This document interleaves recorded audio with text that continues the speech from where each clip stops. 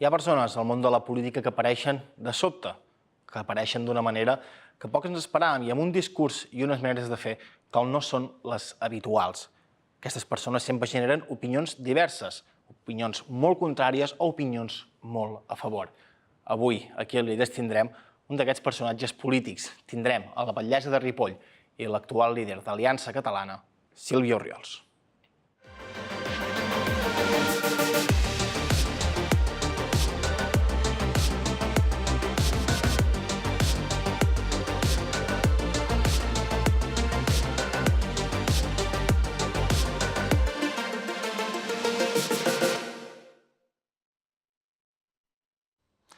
Benvinguts i benvingudes un dia més a un nou programa de Líders. Avui saludarem a la batllessa de Ripoll i diputada al Parlament per Aliança Catalana, Sílvia Orriols. Bona nit. Bona nit.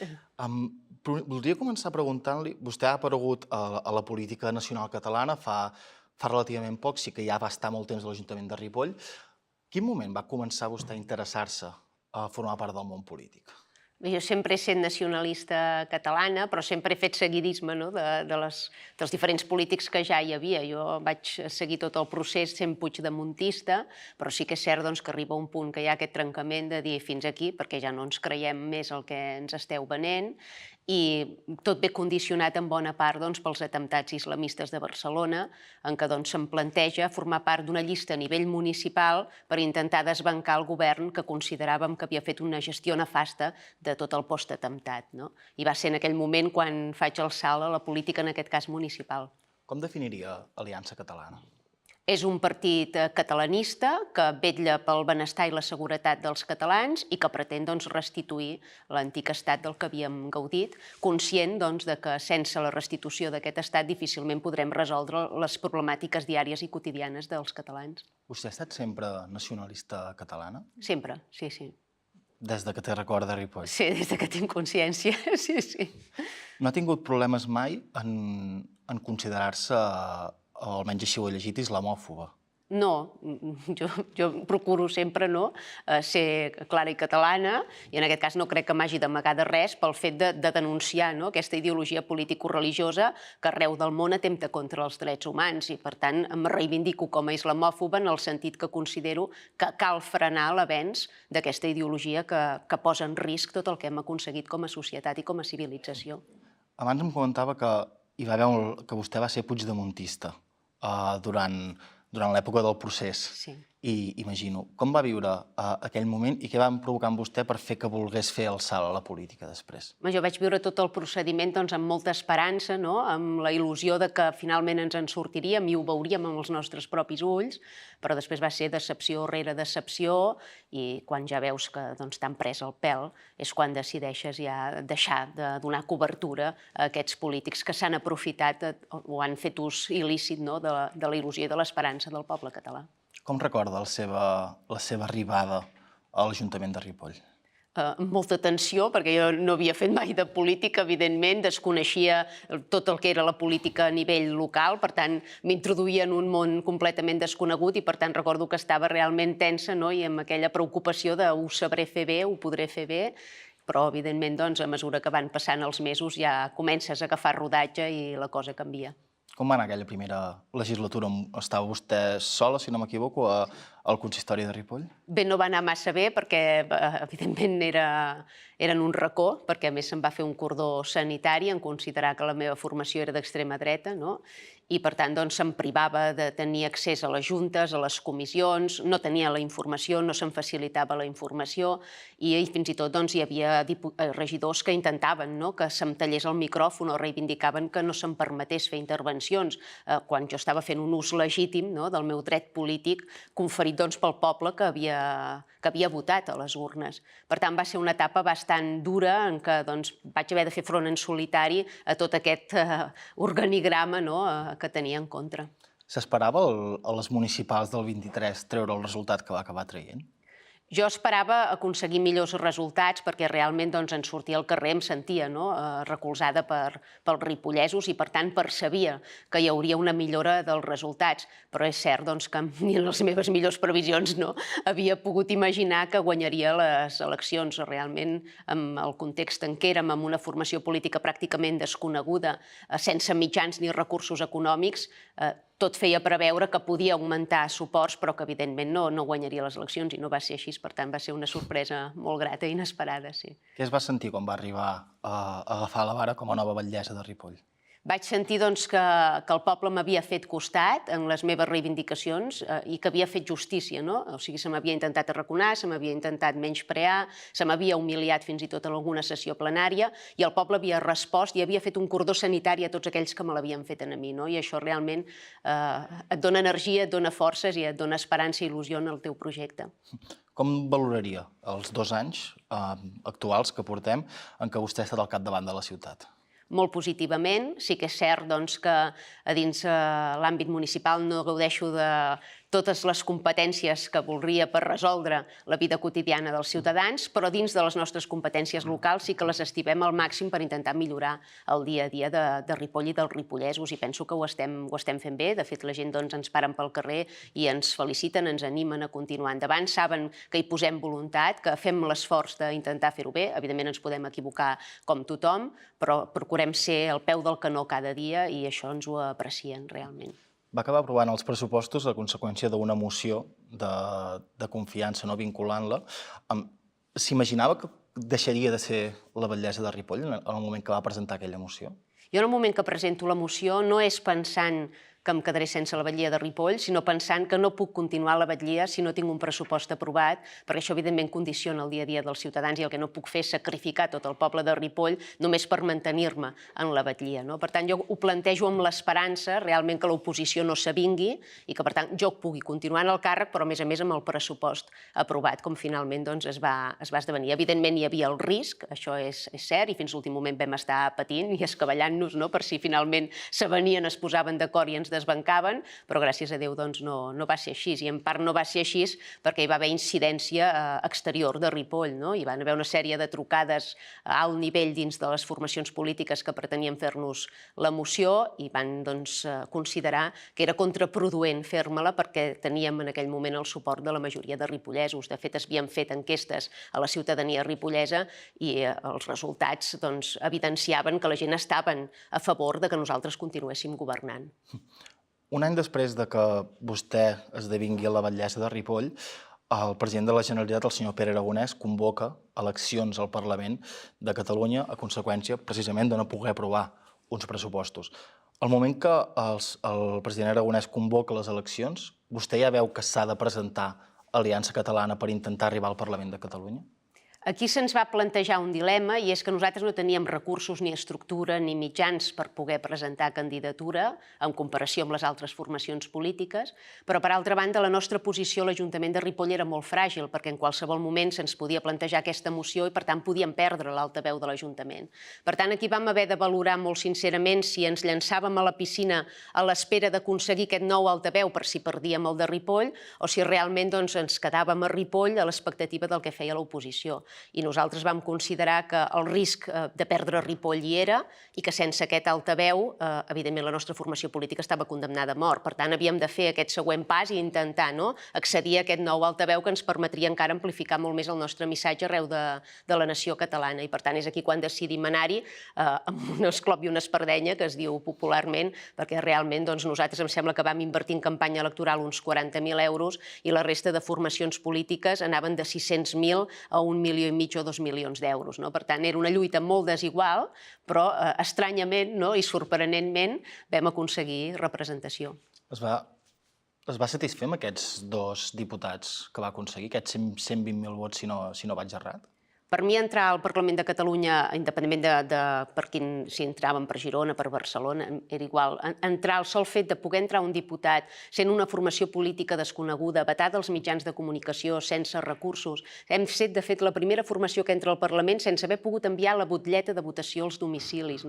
Per tant, per mi era un èxit. Poder irrompre al Parlament de Catalunya era un èxit. I de bones a primeres és evident que no entrarem amb 30 diputats, però el sol fet d'entrar-ne, ni que sigui un, i poder tenir accés a aquest altaveu i, per tant, a aquest amplificador del projecte polític, per nosaltres era cabdal importantíssim. Per tant, continuo considerant-ho a dia d'avui un èxit. Vostè sempre s'ha mostrat molt crítica amb la política tradicional, amb els partits més típics, si es farà l'expressió, tant de Catalunya com d'Espanya. Quin és el motiu de la crítica moltes vegades contundent que vostè fa cap a aquestes formacions? Perquè jo concebo la política realment com un servei al ciutadà, com un servei públic, som servidors públics i considero que durant moltes dècades el que han fet la casta política o la majoria de polítics ha estat servir-se ells del poble, és a dir, cercar aquest benefici personal i prescindint dels interessos de la ciutadania. I jo m'agradaria girar-ho, això, capgirar-ho i tornar a aquesta idea de servidor públic. O sigui, tu, com a batlle, jo mateixa com a batllessa, quan és la nit de Sant Joan vaig a repartir jo la coca. Quan trobo llaunes a terra soc jo qui les recull i les llença a la paperera. Aquesta vocació de que nosaltres estem al servei del ciutadà i per tant hem de millorar el seu dia a dia, no pas beneficiar-nos nosaltres econòmicament d'aquesta situació. També des de que vostè va entrar al Parlament de Catalunya, la resta de formacions va fer un pacte en el qual ja hi havia inclòs Vox en aquest cordó sanitari que vostè abans anomenava. Què li va semblar? S'imaginava que li farien un cordó sanitari, primerament? Era previsible que reproduïssin l'error que ja havien comès a Ripoll, tot i que pensava que no serien tan ximples ni tan rucs. Doncs l'evidència demostra que realment no han après res i que continuen pensant que poden privar a la ciutadania d'escoltar les opcions polítiques que a ells no els interessen, i no és així, perquè el poble cerca informació i quan et fan un cordó sanitari precisament té més interès encara en descobrir què planteges, i aquí és on les xarxes socials tenen un paper fonamental. O sigui, intenten vetar-nos els mitjans tradicionals, intenten vetar-nos les propostes dins el Parlament de Catalunya, però la ciutadania ens cerca a les xarxes socials, troba les nostres intervencions, combrega amb el que diem i s'adona que ens estan fent un cordó sanitari no per raons ideològiques, perquè siguem realment feixistes o d'extrema dreta, sinó per raons simplement polítiques i electorals, perquè realment temen que nosaltres agafem aquesta quota de poder que ara ostenten ells. Abans m'ha dit que reconeixia, i que no té cap problema en dir que era islamòfoba. Vostè es considera d'extrema dreta? En absolut, en absolut. Nosaltres som nacionalistes catalans, i ho hem dit moltes vegades, sempre vetllem pels interessos dels catalans i de Catalunya. Si això comporta l'aplicació de determinades polítiques que puguin considerar-se de dretes o d'esquerres, ens és indiferent, perquè aplicarem en cada moment aquella política que beneficia el ciutadà. Sigui d'esquerres, de dretes, de centre, ens és absolutament igual. I jo fugiria d'aquestes etiquetes banals. El que hem de cercar tots plegats és el benestar en el dia a dia dels nostres ciutadans. Què sent quan l'acusen de racista, de feixista, de xenòfoba, fins i tot, si no m'equivoco, li han arribat a dir nazi al Parlament de Catalunya? A mi personalment em sap greu la banalització de tots aquests termes, perquè considero que al llarg de la història han existit tots aquests règims o tots aquests posicionaments i que realment han afectat la vida de milers i de milions de persones. Hi ha hagut víctimes de l'Holocaust, Per tant, a mi em sap greu que es banalitzi perquè considero que és com en riures dels que ho van patir de debò. Però aquesta banalització, per altra banda, contribueix a desvirtuar tots aquests mots. Avui en dia, quan et diuen feixista, no té la mateixa potència o la mateixa importància que quan t'ho podien dir abans. Per què? Perquè es fan servir amb tanta lleugeresa que la gent ja no capeix el significat real de tots aquests mots. I d'alguna manera jo demanaria que a l'hora d'etiquetar es fos una mica més coherent i menys cercar el titular i més cenyir-se a la realitat dels fets. I a mi em sembla que hem demostrat que ni som feixistes, ni som d'extrema dreta, ni som nazis. Som una formació democràtica, legalment registrada i que evidentment defensem i apostem també pels drets humans i en aquest cas defensem interessadament els drets dels catalans. Com ha sigut aquest any des que vostè entra al Parlament de Catalunya, un govern de Salvador Illa? Com ha sigut l'any d'entrada d'Aliança Catalana al Parlament català?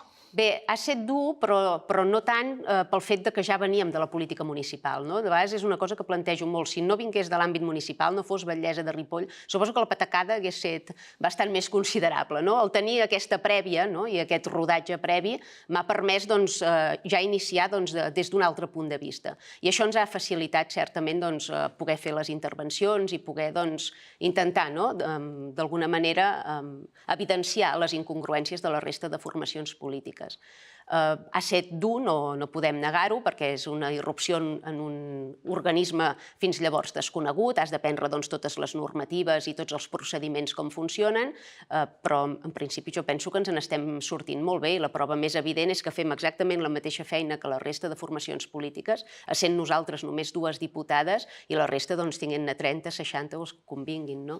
Com veu Catalunya un any després de que Salvador Illa fos investit president de la Generalitat? Bé, penso que va heretar una situació política ja prou convulsa i de fet fa anys que arrosseguem una sèrie de polítiques a nivell social que ens han manat al desastre i ell no ha fet sinó heretar aquesta situació i prorrogar-la, en aquest sentit, perpetuar-la incidint encara més en aquestes polítiques que ells consideren d'esquerres i progressistes i que a ulls del món normal només ens menen a més inseguretat als carrers, a més discriminació dels catalans en l'ajut d'ajudes socials. Per tant, ell ha perpetuat aquest sistema que nosaltres pretenem enderrocar per tornar els catalans als centres de les polítiques i, per tant, per restituir els seus drets i els seus interessos.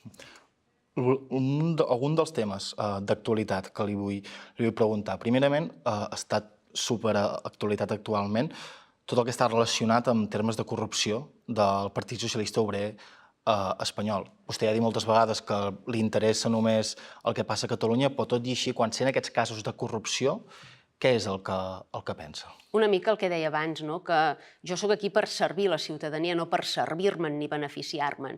I durant molts anys el precepte dels polítics ha estat aquest, intentar fer fortuna a costa de la política. I penso que és una via errònia, que ha de ser penalitzada, que ha de ser durament castigada i que, evidentment, un estat democràtic no es pot permetre, perquè, a més, genera la desconfiança de tots els ciutadans. I els ciutadans han de poder confiar en els seus representants polítics. Els escullen perquè els hi resolguin les seves situacions diàries, no perquè s'enriqueixin il·lícitament a base dels seus impostos. A Catalunya hi ha un problema d'immigració o hi ha un problema d'immigració il·legal o una mica de les dues coses?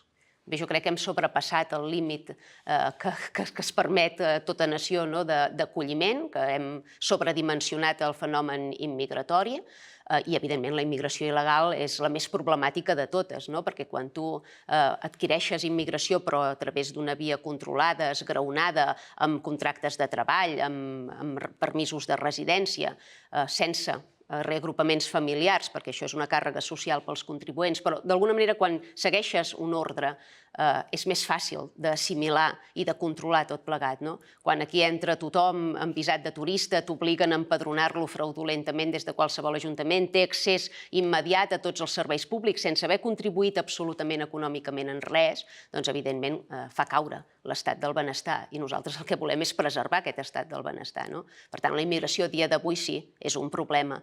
El fenomen immigratori es pot evitar? És evident que sempre hi ha hagut el fenomen immigratori, que no es pot evitar del tot, però el que sí que s'ha de fer és controlar-lo de socarrel i vigilar el percentatge que es permet que entri al nostre país. A més, estem rebent una immigració procedent de països i de cultures que són molt més violentes que la nostra, que tenen uns valors sovint antagònics als nostres i, per tant, això condiciona la convivència del conjunt de ciutadans del país. I és quelcom que penso sincerament que no s'ha valorat prèviament, perquè si s'hagués fet des d'una anàlisi i des d'una valoració prèvia no s'hauria permès l'entrada massiva que s'ha permès de persones procedents d'aquest tipus de cultures. Quins problemes ha tingut vostè amb el padró ara aquests 2 anys que porta com a batllessa de Ripoll?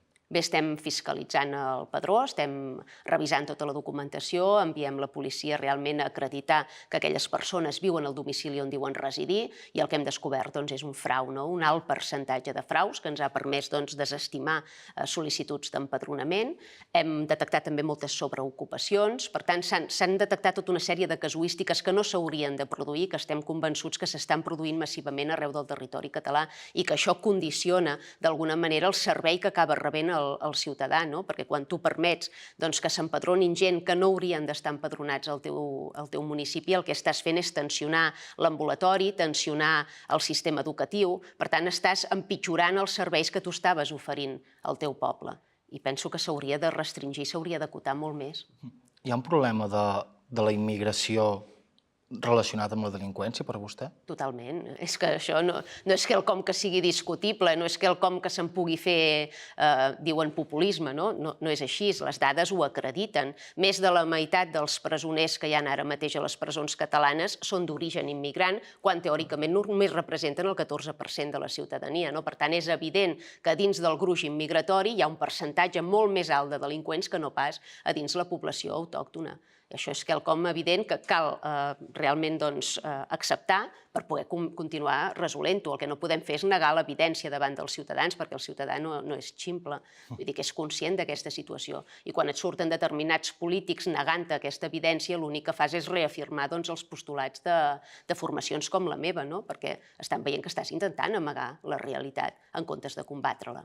Algun dels elements que es volen fer des del govern català actualment són fer més jutges d'aquests ràpids i augmentar el cos de Mossos d'Esquadra a 25.000 unitats. Li semblen suficients aquestes mesures? A mi em sembla lògic que es reforcin els cossos policials i que se'ls doti adequadament dels recursos que han de menester, però també és cert que cal garantir-ne la seguretat jurídica i en aquests moments els Mossos d'Esquadra compten amb un departament d'afers interns que realment els fiscalitza més a ells que no pas a la delinqüència. O sigui, un mosso abans d'actuar s'ha de pensar 3 vegades si va o no, perquè pot tenir també problemes a darrere. Jo crec que aquesta por i aquesta coacció permanent que reben els cossos de seguretat no contribueix a que realment es procedeixi amb normalitat a la detenció dels delinqüents o aturar-los. Per tant, a part de fer més efectius, el que caldria revisar és tot aquest assumpte d'afers interns perquè els agents no se sentin coaccionats a l'hora d'actuar. Per altra banda, sí que és cert que s'estan fent operatives en què es detecten o es retiren dels carrers centenars, per exemple, d'armes blanques i t'ho venen com una gran victòria, però és que ningú et diu que l'endemà ja són tots al carrer, que l'endemà tenen accés un altre cop a comprar qualsevol ganivet o qualsevol katana i que, per tant, el problema no s'ha resolt més enllà del titular que ha aparegut a la premsa. I em sembla molt bé que es facin més judicis ràpids, però tots aquests judicis ràpids, si realment decreten presó per aquests delinqüents, tenim places de presó? Perquè ara mateix no en tenim de lliures. Per tant, penso que cal reestructurar tot el sistema i dotar-lo convenientment. I és evident que aquells immigrants que delinqueixen al cim de Catalunya hi ha una condemna, han d'anar a complir condemna al seu país, perquè no pot ser que, a més d'haver delinquit a casa nostra, siguin una càrrega social pels contribuents catalans. Això és inadmissible. Sí, vostè els immigrants que delinqueixin aquí a Catalunya els enviaria al seu país de tornada. Deportats i a complir condemna als seus països d'origen. No poden ser una càrrega pel nostre poble. Un altre element que també aquest any ha tingut molt pes mediàtic, el vel islàmic. Vostè va dir des del principi que prohibiria el vel islàmic. Sí, perquè ho considero un atemptat als drets de les dones i em sobta que hi hagi formacions polítiques que han proliferat arreu del país reivindicant-se feministes, d'esquerres i progressistes que a dia d'avui estiguin defensant l'ús d'aquest vel islàmic, quan és clarament un element discriminatori de segregació, quan estan assenyalant a la dona com a font de pecat, com a font de provocació, quan estan dient els teus cabells provoquen sexualment els homes, en comptes de denunciar que hi hagi homes que se sentin atrets sexualment pels cabells de les dones. O sigui, recau en la dona tota la culpa d'aquesta provocació. Això és assenyalar-la com a font de pecat i això no es pot permetre a l'Europa del segle XXI. Si volem preservar la igualtat que hem aconseguit i que ens ha costat tants sacrificis i esforços d'abastar, el que hem de fer, evidentment, és regular això i impedir que continuïn avançant a casa nostra. El problema de... Li volia preguntar precisament, ja per anar acabant, però pel tema de les religions. Vostè ja m'ha dit que no li agrada, que evidentment no li agrada l'islam.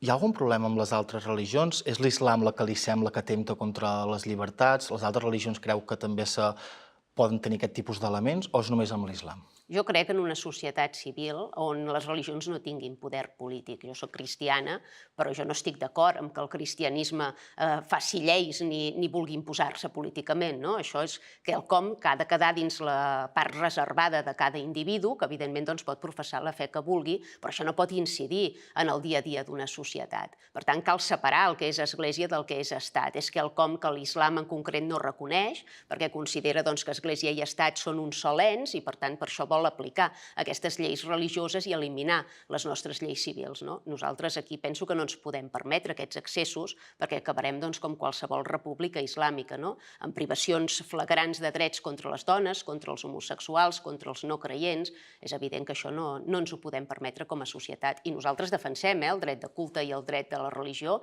però també defensem el dret davant del culte, és a dir, tots aquells que són ateus, que no combreguen amb els postulats religiosos de certes ideologies, han de tenir garantits també els seus drets i no se'ls pot qüestionar permanentment, no se'ls pot assenyalar i no se'ls pot vexar o fins i tot doncs, eliminar, perquè hi ha països islàmics on clarament s'intenta erradicar el cristianisme i el judaïsme via massacres, no?